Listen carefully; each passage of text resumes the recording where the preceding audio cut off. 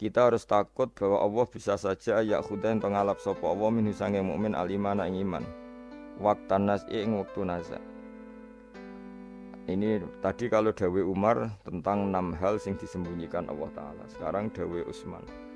Ada 6 hal yang kita harus punya ketakutan lebih. Satu, ketakutan bahwa setiap saat Allah bisa saja ngambil iman kita waktan nas'i ing waktu naza. Waktu sing meh mata jenenge naza. Ruwiya diriwayat napa ana Ibnu Mas'udin sak temne Ibnu Mas'ud iku doa iku donga sapa Ibnu Mas'ud bihada doa iklan ikhlas doa. Allahumma do Allah inni sak temne ingsun as'alu jalu ingsun ka ing panjenengan imanan ing iman layar tetu kang ora bakal dadi murtad apa iman. Wa na'iman lan ingsun jalu ing nikmat layan fadu kang ora entek apa naim. Wa qurrata ainin lan tenange mripat la tangkoti kang ora putus-putus apa qurratu ainin.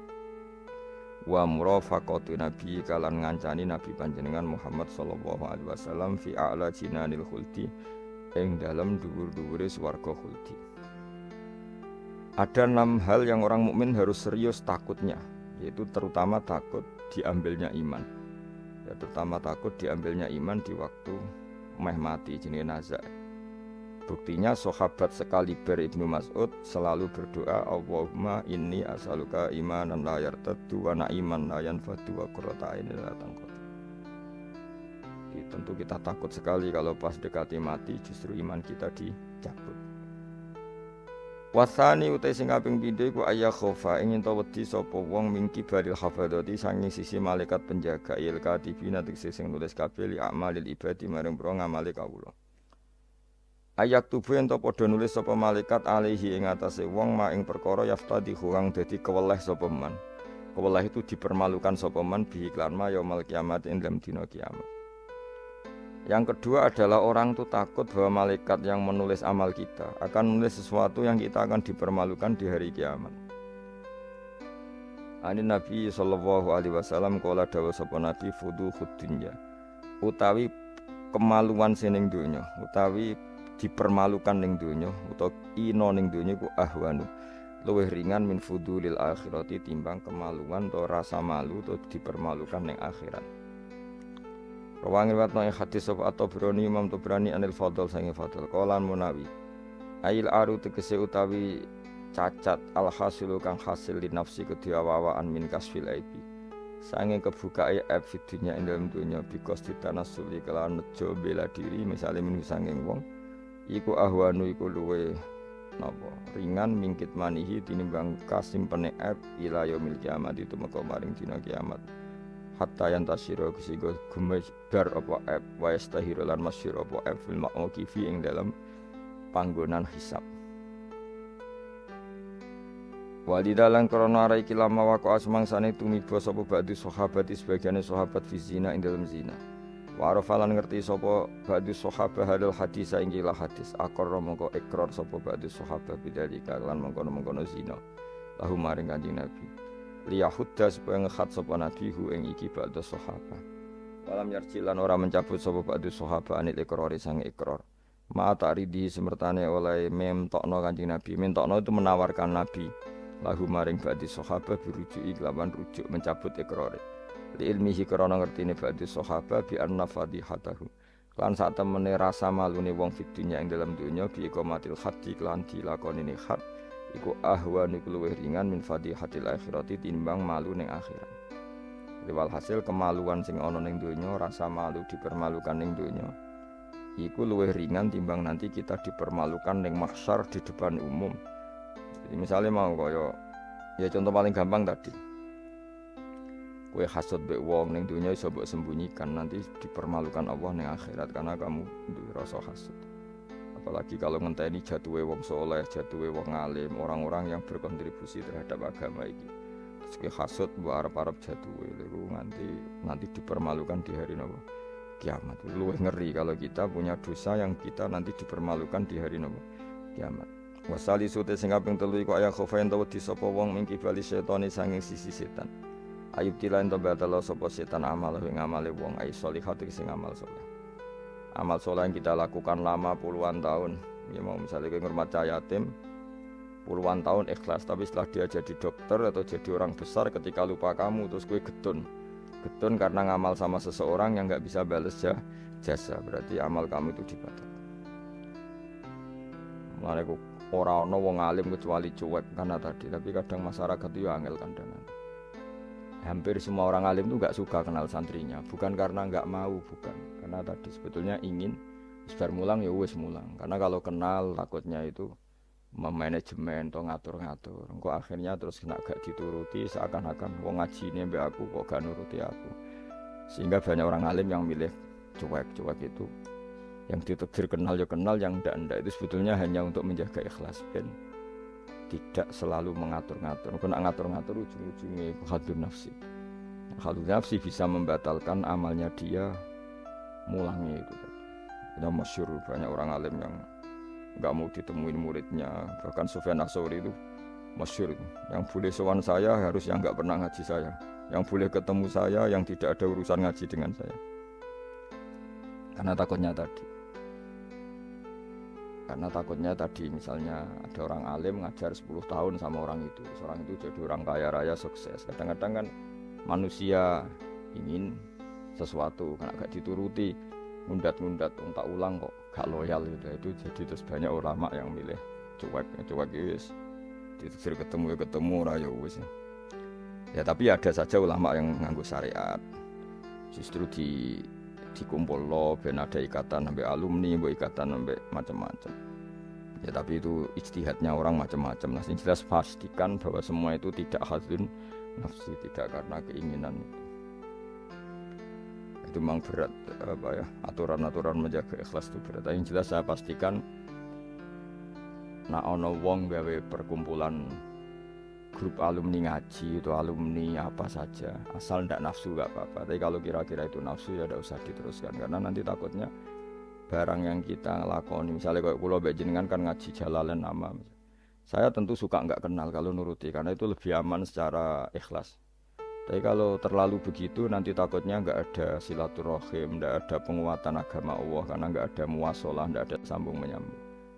Itu kan setan itu kan di sisi muwasalah ya kamu diganggu, karena nanti bisa memanajemen kalau nggak tersinggung, itu juga setan. Tapi kalau terlalu tertutup memutuskan diri, mungkin selamat ikhlas karena tidak berharap dari mereka. Tapi risikonya ada beberapa santri kita yang nggak pede ngiyai karena nggak sambung dengan kiainya, atau nggak pede ngiyai karena nggak kenal kiai indukannya, karena takut hukum raiso dan ilmu ini pas-pasan. Itu kan repot, dan itu harus dikelola secara ikhlas. Saya punya sekian santri yang di Papua, di mana-mana. Kalau nggak sambung saya nggak berani, takutnya kalau ada pertanyaan hukum dia tidak bisa jawab. Ada orang-orang yang sebaiknya kita tidak sambung karena tipikalnya memang nggak suka sambung. Mungkin dia wataknya pemalu atau wataknya tertutup, kita kan tidak pernah tahu watak. Ya kalau maslahatnya putus ya putus, tapi jangan putus hubungan hati. Tapi dia tipikalnya orang yang nggak suka kumpul. Orang Jawa itu isinan. Kan orang itu kan macam-macam.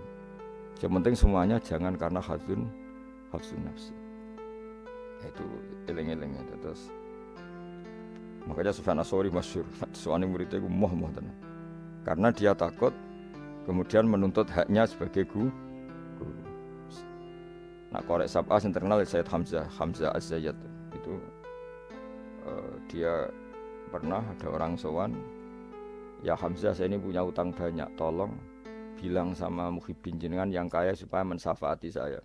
Jawab Hamzah, saya minta air putih sama santri saya aja nggak pernah, menyuruh santri saya supaya melayani saya saja saya tidak pernah, karena takut itu saya mengkonversi mulang saya menjadi loyalnya santri-santri, dan itu menjadikan amal dunia. Itu orang dulu itu macam-macam menjaga ikhlasan sampai se-ekstrim itu.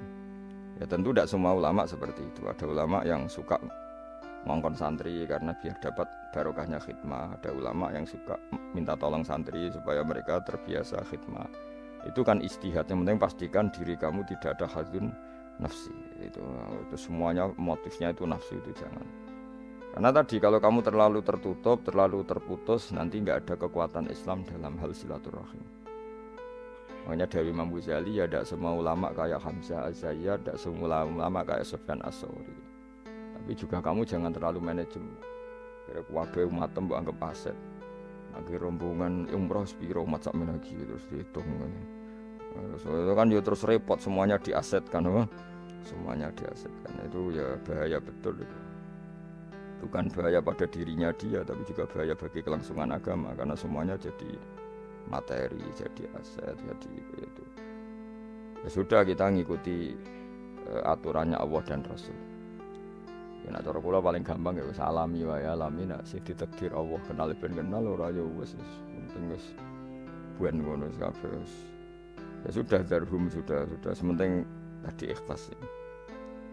Cek kamu memilih tidak kenal ya yang niat ikhlas, milih kenal yang niatnya ikhlas. Semuanya semua itu tidak hadun nafsi. Yang jelas paling parah itu Sufyan Ats-Tsauri, masyhur. Saking masyhurnya sampai beliau tahu kecemplung sumur ning Arab itu kan sumure ya mesti ini rapati jero. Kemudian dia gurunya Imam Syafi'i, gurunya ulama-ulama top. Siapa yang enggak kenal Sufyan Ats-Tsauri? Setiap ada yang menolong, kamu pernah ngaji saya, ya pernah. Siapa sih yang kawasan sini yang enggak pernah ngaji jenengan? Semuanya mau ditolong. Mereka khawatir nulungnya mereka itu sebagai imbalan tahu ngaji. Akhirnya ana muridé sing pinter ya rada kurang ajar tapi pinter. Golek wong bedui sing ora tau ngaji, mergo ditulung sapa ora gelem. Akhirnya ana bedui ya rada jakali, iku lho ana wong kecemplung sumur tulu, bedui rono. Kamu ngaji ya, ambek kowe ora kenal ngaji opo. Aja terus gelem ditulung mbek bedui. Mergo ora tau apa. Berarti wong iku nulung yo ikhlas, mergo ngerti ana kecemplung ditulung. Sufyan Ats-Tsauri ya gak perlu jadi kompensasi. Tahu sampai segitunya untuk paling ekstrim dalam bab itu tuh Sufyan Ats-Tsauri. Tapi wong ya keramat. Hamzah Az-Zayyat itu termasuk korek sabah dengan diantara qurra sabah ada namanya Hamzah itu ya keramat.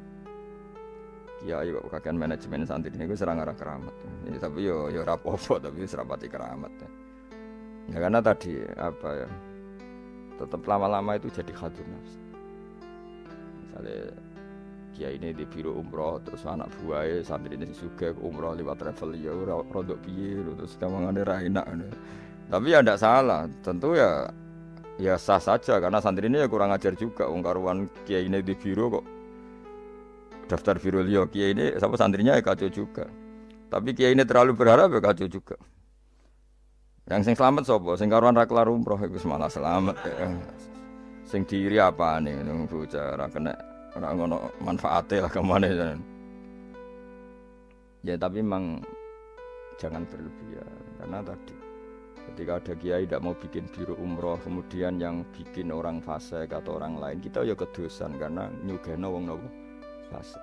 Tapi ketika kamu bikin terus sampai tomak ning santri-santrimu sendiri juga bisa fasik karena terlalu memanajemen santri. Ya itu memang hidup tuh gak gampang. Tapi yang jelas yang gak bikin pun potensi dosanya tinggi karena tadi semua orang soleh tidak bikin, alasannya juga ikhlas, kemudian yang bikin wong fasik. Akhirnya komunitas ibadah umroh hanya dinikmati wong-wong nopo fasik karena mereka bisa bisnis secara baik. Tapi nak sing melakukan untuk orang soleh kan ya bagus karena yang labanya untuk orang soleh, kemudian manfaat untuk pondok, untuk umat. Yang jelas gak gampang lah, ngelola kebaikan gak gampang. Tapi semua itu bil ilmi, harus ada ilmunya. Mungkin suatu saat aku ke biro umroh. Pertama sing umroh kue, ceblok nang Pakistan bentil. Pakistan mending India, atau Temangsang nang Singapura. Bareng wis komplain. Lagi terlantar ngene komplain, kue terlantar ning pasar mbarno. Tak takok ning kono Pura Karimun ta. Pulau Nyamuk. Gus lah umroh kok tok kene. Penebusan dosa sik kok lagi ning Mekah. Nah, nak gelem ya tak gawe saiki. Gak kok Pulau Nyamuk sik kok apa. Bar istighfar cokoti nyamuk dosa milang. Nek kita irung ilang ya tak terusno engko terus lagi. Kulo paling wedi nggih manajemen angel, ngaji itu angel. Tapi siapapun itu anut umume ulama. Setahu saya guru-guru kita ku ya ana sing gawe warung, ana sing duwe toko karena tadi nak santri blonjo ning liyane ya sakake kiaimu. Tapi kalau terlalu berharap ya sakake santri itu kan enggak gampang memanajemen. Begitu juga umroh ya gitu, haji ya gitu semuanya. Makanya Rasulullah itu unik. Rasulullah itu di banyak hal juga kelihatan enggak apa-apa enggak kenal sahabat. Karena ya mungkin Nabi ingin semua orang punya dunia sendiri-sendiri. Tapi kadang kelihatan tanya-tanya sahabat yang enggak hadir ditanyakan, yang enggak kelihatan ditanyakan. Ada yang enggak ditanyakan karena tadi tipikal orang tuh macam-macam. Ada yang suka ditanya, ada yang suka enggak. Allah bikin watak manusia kan beda-beda. Ono sing wong sowan kiai malah ngel-ngelo kiai. Saking sopane mlungker terus nak gak ditakoki gak omong.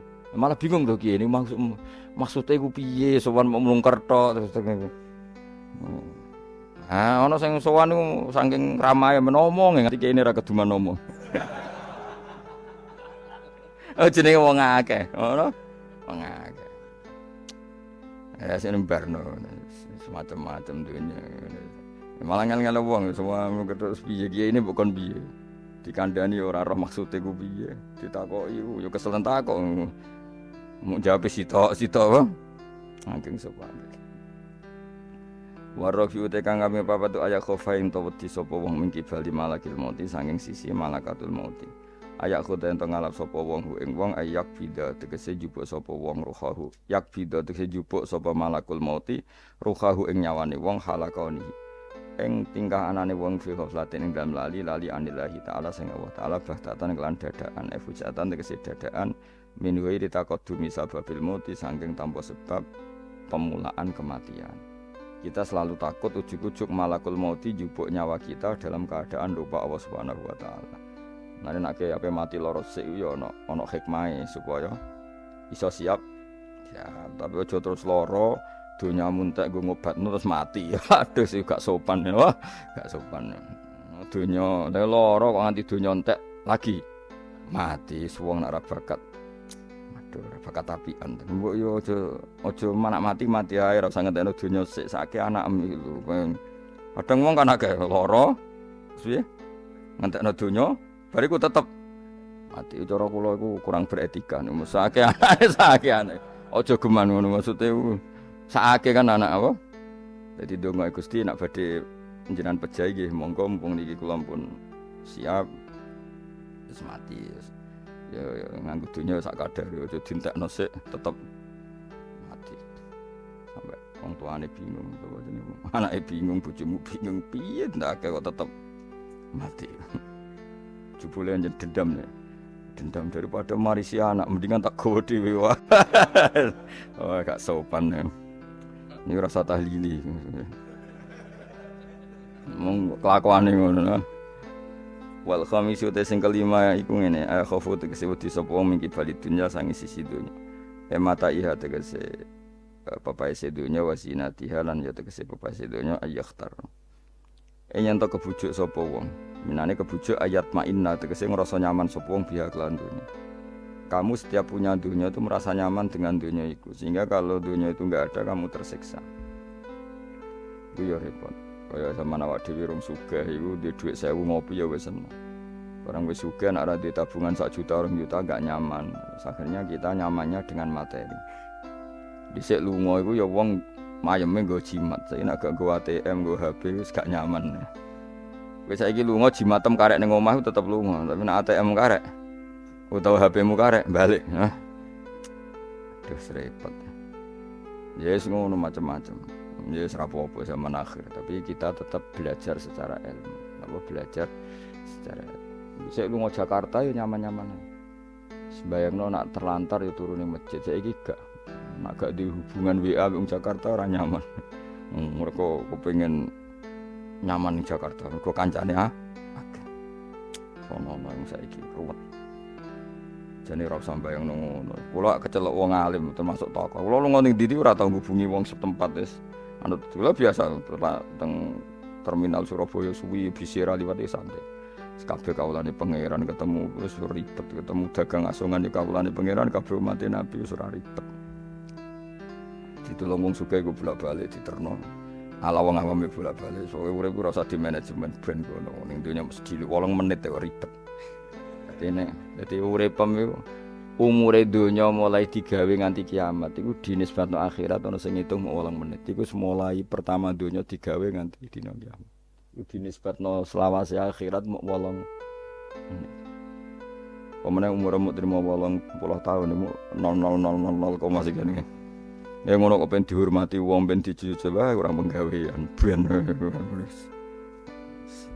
Tapi kalau kamu nggak suka dicucup orang, nggak suka dihormati, itu juga buruk juga kalau berlebihan, karena kamu tidak ingin umat punya adab, punya etika.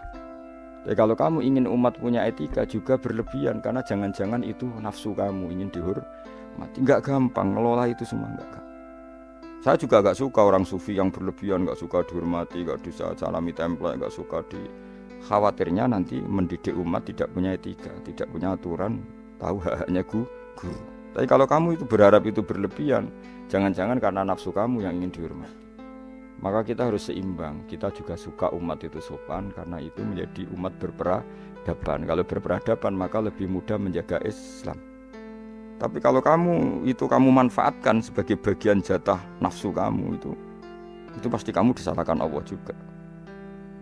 Karena tradisi umat menghormati, kamu manage supaya menguntungkan diri kamu, itu nafsu. Makanya itu ngelola itu tidak gampang. Tapi kalau kamu suka, aku gak seneng dihormati orang, kemudian orang gak punya etika, itu juga disalahkan Allah karena menciptakan umat tanpa etika. Ya sudah, makanya itu hebatnya Nabi. Nabi itu kadang dihormati duka, tapi kadang ada orang tidak hormat ya duka, karena enggak masyhur kan Nabi kalau beliau liwat kok sahabat berdiri, beliau ngendikan, kamu jangan memperlakukan saya kayak raja-raja ajam, biasa saja, gak usah berlebihan. Tapi ketika ada orang nggak punya etika, Nabi juga duka, karena Nabi diutus liutamima makarimal akhlak. Tapi semua itu nggak ada nafsu. Itu hebatnya Nabi Muhammad SAW. Semua itu ditata. Sekamane kita di santri medit itu ya seneng.